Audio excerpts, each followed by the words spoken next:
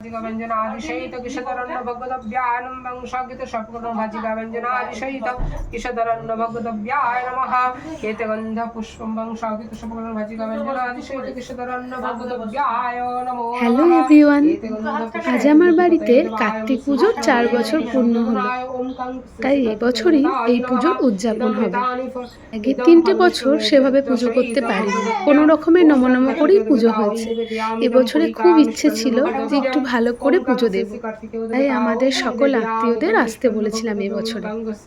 সবাই আসতে না পারলেও আমার পিসি, আমার মা বাবা এবং আমার মামাতো যা তার 2 বাচ্চাকে নিয়ে এসেছিল। তোমরা তো নিশ্চয়ই তাদের গলার আওয়াজ সবসময় পাচ্ছ। তারা এসেছে, বাড়িটা একদম ভরে উঠেছে। অনেক দিন পর আমাদের বাড়িতে এত লোকজনের আগমন হয়েছে, সত্যি ভীষণ ভালো লাগছে আমার। সারা বছর তো একা একাই থাকি, তাই লোকজন এলে সত্যি ভীষণ ভালো লাগে আমার। আর ঠাকুরটা সুজয় একা গিয়েই কিনে এনেছে। ঠাকুরটাও আমার ভীষণ পছন্দ হয়েছে। তোমরাও কিন্তু জানিও কমেন্ট করে ঠাকুরটা কেমন হয়েছে দেখতে। আর যেহেতু এবছর 4 বছর পূর্ণ হলো, তাই সামান্য কিছু ভোগের আয়োজন করেছিলাম। তোমরা তো দেখলে কি কি ভোগের আয়োজন করেছি, তাও বলে দিচ্ছি। খিচুড়ি করেছিলাম, 5 রকম ভাজা করেছিলাম, লুচি, সুজি, পায়েস, আর সাথে ছিল কিছু ফল আর মিষ্টি। আর শুকনো প্রসাদ তো ছিলই, চিড়ে, মুড়ির নাড়ু, মুরকি, তিলের নাড়ু আর খই।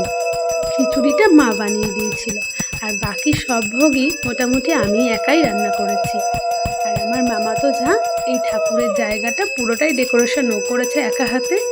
আর আলপনা দেওয়া, ফল কাটা, এই সমস্ত কাজে ও আমাকে হেল্প করে দিয়েছে। সবাই মিলে পুজোটা বেশ ভালোই কাটলো। তোমরা জানিও কিন্তু, আমার ছোট ছোট ভিডিওর মাধ্যমে আমার বাড়ির এই পুজোটা তোমাদেরকে দেখাবার চেষ্টা করলাম।